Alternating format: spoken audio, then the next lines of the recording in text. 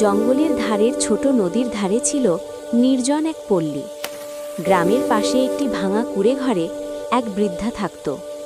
সবাই তাকে ডাকত ডাইনি হাজেরা।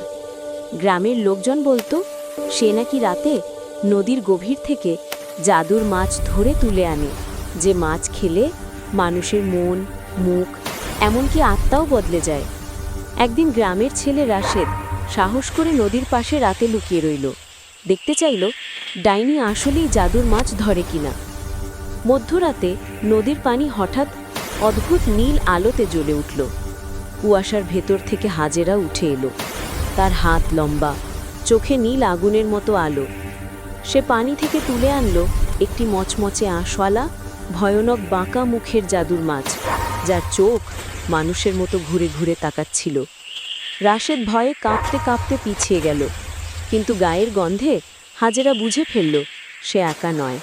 সে চিৎকার করে উঠল, তুই আমার মাছের আত্মাকে দেখে ফেলেছিস, এখন তোর আত্মাই হবে এর খাবার।